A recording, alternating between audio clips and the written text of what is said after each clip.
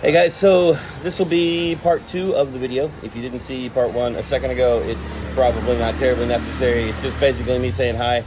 I realize the background noise here is kind of intense, but there's only the nice breakfast nook in the hotel where I was, and there's not really room in my room to shoot this. So I figured I'd come out to this little coffee shop to talk to you guys just a few minutes about debate, some stuff that Archibald and I had a chance to talk about yesterday, which was great. I'm going to upload this to YouTube and hope you see it. It's probably about 2:30 your time. It's just after 6:30 a.m. my time, and I found a nice little coffee shop with cappuccino to be able to sit and talk. So hopefully the waiter's going to show up in a second. Debate.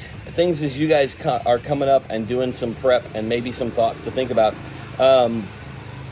If you haven't put together a pre-written disadvantage speech as the negative team, that is generally one of the things that teams do last. And probably one of the more creative parts of the process. You should be able to do some research where you go in and look at the effects of transhumanism on society and perhaps on the people who have had those types of surgeries, particularly as they get more extreme, and put together a 3 to 4 minute speech that you can use probably in your 2NC speech, so that it's not a new argument. That you could run out there for the affirmative team to have something additional to wrestle with. I'm also aware that you guys have realized at this point that the affirmative position can be a pretty difficult position to be in. That's not uncommon, actually. Probably your struggles, there's like literally 1.5 million motorcycles in this city. So I'm going to play this back in a minute and hope you can hear me. Your struggles on the affirmative are representative of what it feels like in modern society to build something. And if academic debate does nothing other than make you sympathetic to the people in our society who try to build things, I would settle for that. It is definitely a difficult position to be in. The advantages of the affirmative team that are designed to offset that are the controls that you have. The first of those being your ability to set the tone and the frame and the definitions for the round. So don't miss the opportunity as the affirmative team to set the basic definitions for the round. Thank you very much, sir. Going in, that's a powerful position to be able to start and end the conversation and cast things in the light that you decide they should be cast in is a powerful position. So make the most of that as the affirmative team. Also, your opportunity to have the last word as the affirmative team is designed to be a very powerful tool, which offsets the fact that the negative team really only has to win one argument.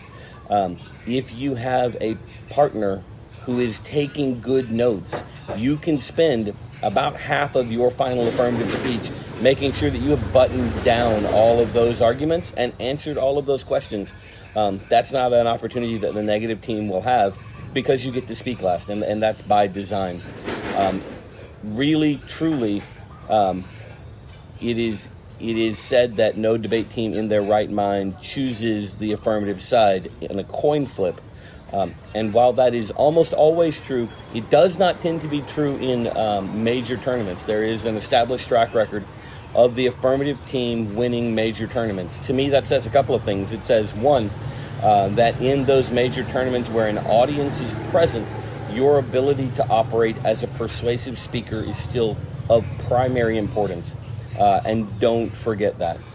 It also tells me that if you are the affirmative team and you are in a finals debate round, that the teams who rise to the level of winning tournaments do so because they have mastered both sides of this debate. It is pretty easy to play the spoiler and be the negative team who has a couple of good points that you are able to run out on any given case topic and win those arguments.